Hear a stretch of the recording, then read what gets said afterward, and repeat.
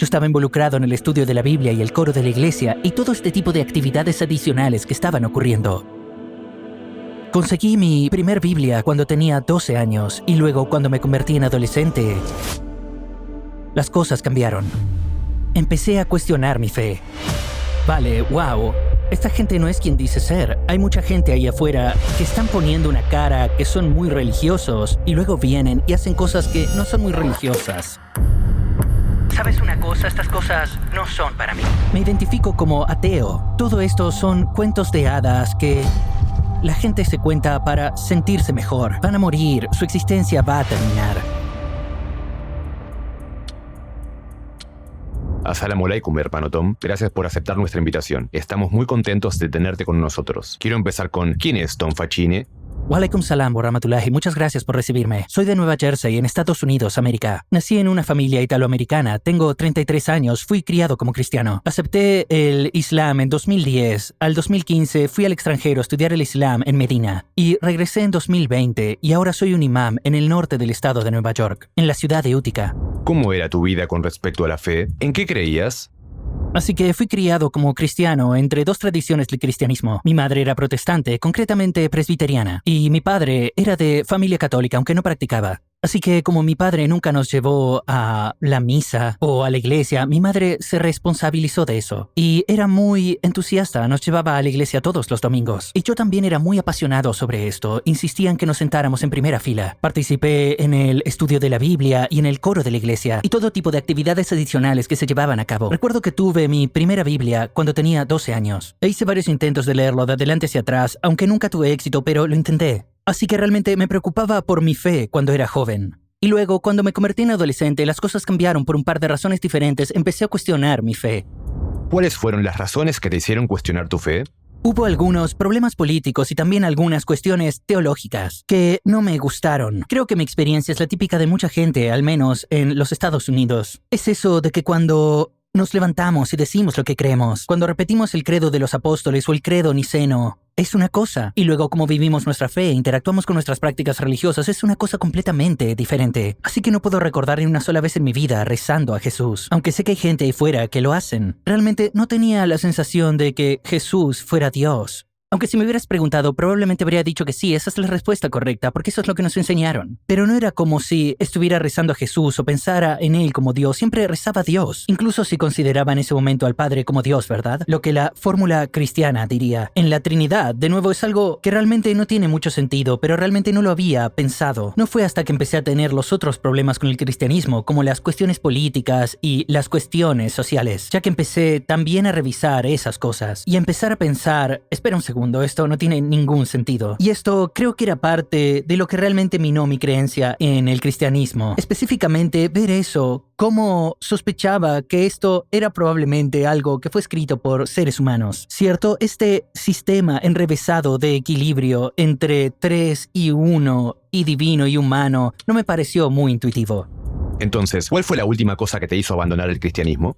La iglesia presbiteriana tiene una conferencia de jóvenes cada 3 años, se llama trienal, y funciona así. Cada iglesia presbiteriana elige a un joven de su congregación y los envían a un lugar. Creo que era la Universidad de Purdue. Así que me eligieron de mi iglesia para ir a este tipo de evento y es una semana como de culto y te quedas en el dormitorio de la universidad, así que es una experiencia realmente interesante. Pero cuando fui allí, creo que tenía la expectativa que esto iba a ser sobre todo basado en la fe y mayormente basado en una especie de conexión con Dios y la adoración y este tipo de cosas. Y me decepcionó mucho, la verdad. Había muchas cosas malas que hacían los otros jóvenes, estaban tomando alcohol a escondidas, estaban enrollando, chicas y chicos y cosas así, y haciendo todo ese tipo de cosas, y yo era muy inocente y me quedé muy sorprendido. Y creo que eso realmente empezó a hacerme cuestionar algunas cosas. Otra cosa que pasó en la misma conferencia fue que era un momento en el que el movimiento hacia el matrimonio homosexual o uniones homosexuales estaba empezando a suceder en los Estados Unidos. Y hubo una presentación que se dio que fue tenía un mensaje muy pro LGBTQ, y eso fue muy controvertido sentido, incluso entre la gente que asistían a esta reunión en ese momento. Así que las dos cosas principales que me llevé de toda esa experiencia con eso fue, vale, wow. Esta gente no es quien dice ser. Hay mucha gente ahí fuera que están poniendo una cara de que son muy religiosos y luego vienen y están haciendo cosas no muy religiosas, a espaldas de todos. Creo que la última pieza del rompecabezas para mí fue que nunca sentí que lo que estaba haciendo para mi fe era suficiente. Sentía que no era suficiente solo aparecer una vez a la semana y cantar algunas canciones y luego ir a casa. Y te olvidas de la iglesia, te olvidas de Dios el resto de la semana. No parecía lo suficientemente espeso, como si no pesara lo suficiente. Y así, todo este tipo de cosas, simplemente llegué a la conclusión a los 16 años. Que ya sabes que estas cosas no son para mí. Y llegué a tener una muy baja opinión de la religión. Me identifiqué como ateo. Pensé que todo esto eran cuentos de hadas que la gente se cuenta o se lo dicen a sí mismo para sentirse mejor. Van a morir, su existencia va a terminar. ¿Cómo empezó tu viaje hacia el Islam? ¿Cuándo oíste hablar de él por primera vez? La primera vez que oí hablar del Islam fue probablemente a partir del 11S, pero no me llamó la atención sobre todo lo que eso significaba. De nuevo, pensé en los musulmanes como una especie de categoría política o población. Realmente no llegué a pensar en lo que los musulmanes creen de manera sustancial. Hasta que llegué a la universidad, en realidad tuve una profesora musulmana y empecé a aprender. Fue una especie de feliz confluencia entre dos intereses que yo tenía. Así que uno de ellos era la política. Y entonces que fue la motivación política o el motor de muchos movimientos políticos en Oriente Medio y en el mundo musulmán. Así que estudié ciencias políticas y específicamente relaciones internacionales. Y entonces tuve una profesora, en realidad era una profesora visitante, era marroquí. Impartió varios cursos que eran muy interesantes sobre el tipo de la interacción del Islam y la política. Una de las clases que dio era sobre Malcolm X, todas sus entrevistas y discursos y escritos y cosas por el estilo. Y otra clase en que enseñaba sobre intervenciones militares en países musulmanes. A través de esto estábamos estudiando algunos de los movimientos de resistencia que se han producido históricamente. Es la primera vez que lo veo. ¿Qué motiva a esta gente? Porque si eres del oeste, si tal vez eres americano, piensas que todo el mundo cree en la libertad y este tipo de democracia, ¿verdad? Este tipo de ideales políticos que imaginamos son universales y entonces es una especie de gran shock cuando ves que algunas personas dicen, bueno, queremos vivir en una sociedad islámica o no nos gusta esta intervención y Alá dijo esto en el Corán o hay un hadith, el profeta sallallahu alaihi wasallam dijo esto y lo usan como espera un segundo, vosotros no podéis venir a invadirnos o, ya sabes, bombardearnos o matarnos o estamos obligados a resistir. Y eso realmente me molestó y me sorprendió, para ser honesto. ¿Qué fue lo que te atrajo más hacia el Islam? Asistí a una clase en la universidad impartida por un profesor muy cercano a mí sobre la modernidad política en Turquía. Y fue una clase bastante interesante, me acercó a la cultura turca. De hecho, acabé yendo a Paterson, pasaría por Paterson, Nueva Jersey, de camino a visitar a mis padres. Y Paterson, New Jersey, tiene una gran población turca. Y así fue la experiencia porque estábamos en esta clase e íbamos allí a comprar té turco y compramos la jasba y el café turco y ese tipo de cosas. Que lo traímos de vuelta y fue algo divertido, pero esa fue nuestra primera experiencia. Cuando terminó la clase, tuvimos una oportunidad a través de este profesor. Había un programa Erasmus para estudiar en Turquía. Y así, en realidad, mi futura esposa y yo decidimos hacerlo juntos. Y eso fue en 2009. Vale, esto es justo el año antes de tomar mi shahada. Así que vinimos y estudiamos en la Universidad de Bilgi durante un semestre y vivimos en Üsküdar y lo pasamos muy bien, quiero decir, fue increíble. Algunos de los jóvenes estudiantes de Bilgi estaban preocupados por nosotros porque vivíamos en Üsküdar. Dijeron, vosotros no sois musulmanes, os vais a hacer daño, os van a hacer algo. Y descubrimos que ocurría lo contrario, ¿sabes? La gente era tan amable y tan servicial y se esforzaban por ayudar. Había gente en Üsküdar en ese momento cuando necesitábamos pagar una factura o necesitamos encontrar un adaptador para nuestros enchufes o cosas así. Dejarían todo lo que están haciendo y estarían contigo. Y te acompañan por los callejones y encontrarían lo que necesites. Y fue muy emocional, fue una experiencia increíble. En ese momento, ya sabes, solía ser músico antes de ser musulmán. Y entonces tocaba un montón de instrumentos y cosas así. Solo recuerdo haber escuchado el adán y especialmente en Üsküdar tienes todos estos masjid y todas estas mezquitas que están alrededor. Y lloraría. Para ser honesto, oía el adán y me ponía a llorar. Era algo tan hermoso. Abro la ventana y escucho. Y sentí esa tensión porque en algún momento quería entrar, pero era demasiado tímido y no estaba preparado para convertirme en musulmán ni nada por el estilo. Y así, cuando terminó el periodo de estudios y volvimos a los Estados Unidos, estaba muy cerca. Creo que estuve muy cerca de convertirme en musulmán y empecé a experimentar con el culto musulmán y empecé a experimentar con la oración, la salá y con el ayuno y me encantó. ¿Qué te convenció de que el Islam es 100% la verdad? Para mí lo más importante fue investigar la autenticidad de los textos, y eso era algo importante para mí desde el principio. Y por eso estaba muy preocupado. Vale, ¿esto es realmente lo que dijo el creador? ¿Es esto realmente lo que el profeta Muhammad sallallahu alaihi wasallam recibió? Conocía los cambios que se produjeron en la Biblia, sabía que diferentes cosas se sumaban y restaban y reinterpretaban a lo largo de cientos de años. ¿Ocurrió lo mismo en el Islam? ¿Y los hadices? ¿Qué certeza podemos tener que los hadices son realmente cosas que dijo el profeta sallallahu alaihi wasallam? Pero llegué a una conclusión rápidamente cuando investigué esas cosas. Yo estaba como, wow, sí, se toman la autenticidad muy en serio. Creo que incluso se puede decir la diferencia de actitud si intentas hablar de autenticidad. Con un cristiano es como si te miraran como si estuvieras hablando francés. ¿De qué estás hablando? Como si ni siquiera estuviera en su radar sobre cómo sería la autenticidad. ¿Cómo podemos saberlo? ¿Cómo podríamos saberlo? Este libro está realmente conservado y este otro no. Simplemente dirán, no puedes tener estándares tan altos. Si tienes estándares así, nunca aceptarás nada. Diré, no, en realidad aceptaré el Corán, porque el Corán... Sabemos realmente los nombres de los narradores que transmitieron el riwayat o el qirat del Corán. Así que podemos ir a las pruebas manuscritas. Hay más de 50 manuscritos que pueden ser datados con carbono, la época del profeta sallallahu alaihi wasallam, que representan más del 97% del Corán que tenemos hoy. Así que en realidad hay un montón de pruebas. ¿Cómo tomaste tu shahada y cómo te sentiste? Cuando me gradué, rezaba 5 veces al día. Ayunaba, no tomé mi shahada, no entendí que había que tomar una shahada. No sabía lo que era una shahada, me percibía como un musulmán. Así que la profesora marroquí que me introdujo por primera vez en el Islam me llamó de la nada. Un día me dijo, Tom, eres musulmán, ¿verdad? Le dije, bueno, rezo 5 veces al día y estoy haciendo esta cosa. Dije, sí. Ella dice, ¿has tomado tu shahada? Le dije, ¿qué es eso? Ella... dice que estaba dando una conferencia sobre filosofía. Dijo, ven a una de las mezquitas de aquí y haz tu shahada. Así que dije, de acuerdo, así que nos metimos todos en el coche, mi mujer y yo, y en ese momento habíamos dado a luz, tuvimos nuestro primer hijo. Y fuimos a una mezquita de Filadelfia y bajé a un sótano y dije la shahada por primera vez. La sensación era un poco contradictoria porque este no era un lugar con el que tuviera alguna conexión antes. Volé a ciegas. Y sabiendo lo que sé ahora como imán, puedo criticar la forma en que lo hicieron. Porque me llevaron a un sótano, solo, con una persona, no sabía quién era ni cómo se llamaba. ¿Era el imán? No creo que lo fuera. Y él solo me dijo algunas cosas generales sobre el Islam y luego hice la shahada. Y eso fue todo. Nunca volví a saber nada de esa persona. No intercambiamos números, nada, así que no tenía absolutamente nada. Estaba solo, aquella persona ya tenía la shahada, punto en la bolsa y ya está. La otra cosa que era problemática era, ya sabes, creo que la actitud que mucha gente tiene hacia los nuevos musulmanes y su familia. Así que como he mencionado, quiero decir, mi esposa no era todavía musulmana. Y arriba, mientras yo estaba abajo en el sótano tomando mi shahada, había alguien hablando con mi mujer y básicamente otra mujer, que también era conversa, pero que estaba asustando un poco a mi esposa. Así que le preguntó a mi mujer si estaba dispuesta a convertirse. Mi mujer dijo, no lo estoy, todavía me lo estoy pensando, ¿sabes? Estoy interesada, pero aún no estoy preparada. Y entonces, sin saber nada sobre nuestra situación, esta mujer le dice a mi esposa, bueno, sabes que todo contacto entre vosotros dos es haram ahora. Y estoy en el sótano. Pobre chico, subo las escaleras y mi mujer está enfadada, como, ¿qué ha pasado, verdad? Y esto es algo que nos hizo retroceder mucho. Cuando se trataba de animarla a crecer en la fe, e imagina que alguien te dice que, ya sabes, bienvenido a la religión. Siento que ustedes vayan a terminar, sabes, es algo muy difícil. Así que no fue muy feliz necesariamente la experiencia de shahada, para ser honesto. Me establecí en una comunidad musulmana en Nueva Jersey donde vivían mis padres y ahí es donde hice mi primera conexión con la comunidad musulmana y empecé a asistir regularmente.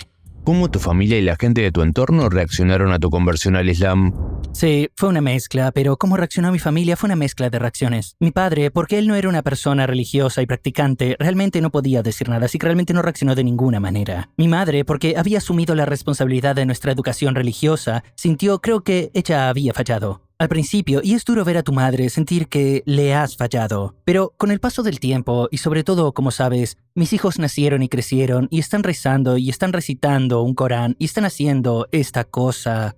Y ella entiende que no fue una fase y que no es una especie de culto peligroso ni nada por el estilo. Que tengo una posición de liderazgo, doy discursos, doy charlas, viajo e intento llegar a la gente y conectar con ellos. Ella entiende que esto es algo que es realmente muy importante. Sabes, mi mujer me estaba apoyando. Ella no aceptó el Islam de inmediato, pero me compró una alfombra de oración y CDs. Usábamos entonces CDs del Corán y cosas así. Y así hay un grado de aceptación, del que no me puedo quejar. ¿Y cómo tu mujer se hizo musulmana al final? Había un imam que también era converso y que se había graduado de la Universidad Islámica de Medina. Y entonces tomé algunas clases con él y empecé a intimar con él. Y me sugirió que me presentara también a la Universidad Islámica de Medina. Y entonces empecé a preparar la solicitud y me escribió una carta de recomendación y me presenté. Sí, 1 o 2 años más tarde me aceptaron. Y uno de los problemas y uno de los principales obstáculos que enfrenté y uno de los saltos de fe que tuve que dar fuese, ya sabes, Medina es un lugar donde solo los musulmanes pueden vivir. Y en ese punto mi esposa no era musulmana, así que básicamente seguí adelante con ello, esperando en Alá que ella se hiciera musulmana, antes de que yo tuviera que irme si me aceptaban, y sin saber realmente lo que iba a hacer si eso no ocurría. Y subhanallah, me alegro mucho de haberlo hecho, porque tal vez unos meses antes de haber recibido la carta de aceptación de Medina, ella también tomó su shahada y se hizo musulmana. Así que todo salió bien. Definitivamente fue avanzando a su manera, pero ella tenía más dudas que yo, y ella tenía más problemas sin resolver que yo. También tenía miedo de hacerlo por mí. Ella quería asegurarse de que lo hacía por sí misma, lo cual respeto mucho. Y fue divertido porque nos movíamos bastante, no voy a entrar en detalles, pero estábamos en una nueva comunidad y vivíamos muy cerca de un masjid y fuimos un par de veces a hablar. Ya sabes, le dije, si tienes alguna pregunta podemos ir a hablar con el imam, y lo hicimos un par de veces, pero en realidad nunca hizo nada. Y entonces una de estas veces estábamos allí hablando con el imam, ella estaba haciendo algunas preguntas y entonces él le pregunta como, ¿por qué no tomas tu shahada? Y ella lo hizo. Y después de eso ella dice, no estoy segura de por qué lo hice. Pero fue algo que, ya sabes, ella continuó creciendo. Y al principio ella estaba como, ¿qué acabo de hacer realmente? Pero a medida que pasaron los días, las semanas y los meses pasaron, ya sabes, fue algo en lo que creció muy bien y luego se convirtió, ya sabes, una especie de cosa obvia que hacer. ¿Cuáles fueron los retos a los que te enfrentaste después de hacerte musulmán? Así que había varios puntos en los que tuve que renunciar a cosas o decidí dejar las cosas y fueron decisiones maravillosas, asombrosas, ¿sabes? Una de las primeras cosas que hice cuando me hice musulmán fue dejar de tocar música. Yo era un músico muy capaz antes del Islam. Tal vez hubo algún desacuerdo o había esta y aquella opinión, pero solo dije, me conozco. Y sé lo que se siente estar en el escenario y lo que se siente tocar para la gente y este tipo de cosas, y supe de inmediato que no es bueno para el alma. Había ciertas cosas como cuando se trata de empleos. De acuerdo, así que yo había trabajado en restaurantes durante algunos años, ya no era adecuado. Quiero decir, había alcohol y cerdo en el restaurante, había mujeres que flirteaban contigo, te daban su número a veces y cosas así. Así que no había ningún otro trabajo, pero un día decidí, ya sabes, no puedo seguir haciendo esto y acabé de decidir de poner mis 2 semanas, como decimos, e irme. Alá lo reemplazó, esa es la cuestión, y así conseguí otro trabajo en poco tiempo. ¿Qué es lo que más te impresionó del Islam? Lo que me impresionó más sobre el Islam es que es definitivamente completo y específico. El Corán es un milagro, es diferente porque habla de muchas esferas diferentes de la actividad humana y de la vida humana y de las diferentes áreas de la ontología y lo que existe y lo que no. Creo que algunas cosas mostradas a través del Corán estaban muy claramente en solo esos textos traducidos a los que estaba siendo expuesto por primera vez. Y es algo que se entiende por sí mismo como las palabras del mismo Dios. Te está hablando y de una manera muy directa y sin rodeos. La otra cosa era lo específica que era la orientación. Y no solo específica, sino también exhaustiva. Cuando era ateo, había pasado por el marxismo y el comunismo y el anarquismo y ese tipo de ideologías políticas de izquierda. Y creo que mi preocupación siempre fue la justicia. Pero había encontrado en esas ideologías el problema opuesto de lo que había encontrado en el cristianismo. Cuando encontré el Islam, fue como si por primera vez algo hiciera clic. Fue como el encuentro de estos dos mundos. Como si vieras que tienes una guía para tu vida personal e interpersonal y tu vida individual y también tu vida colectiva. Cada tipo de actividad en la que tienes que participar como ser humano. Tu economía y tu guerra y tu política y todo estaba ahí. ¿Las prácticas como rezar 5 veces al día o ayunar eran difíciles para ti al principio? ¿Y cómo las aprendiste? Era la época de los primeros tiempos en internet, así que aprendí de todo lo que había en Google.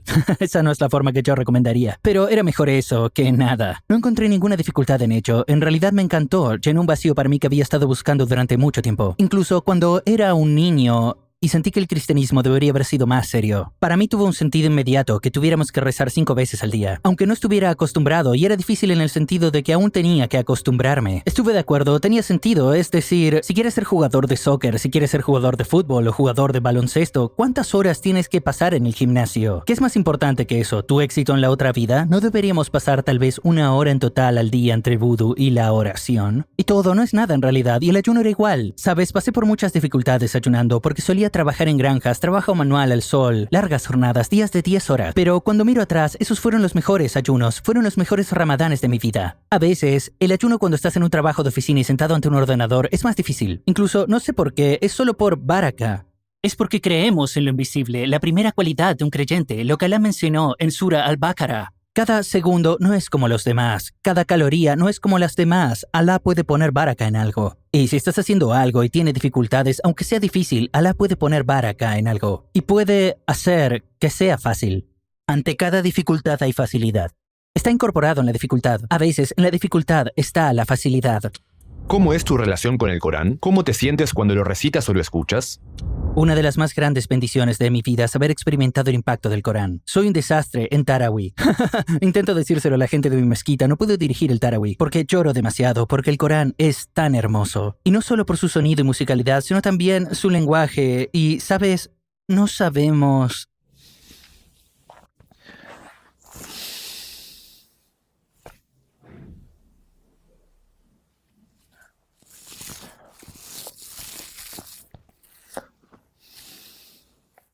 No sabemos en esta vida si somos sinceros o no, pero hay ciertas cosas que Allah dice en el Corán, que nos dan esperanzas. Y una de esas cosas es ser impactado por el Corán. Si oyes el Corán y te llega al corazón y te afecta, sabes que sigues vivo.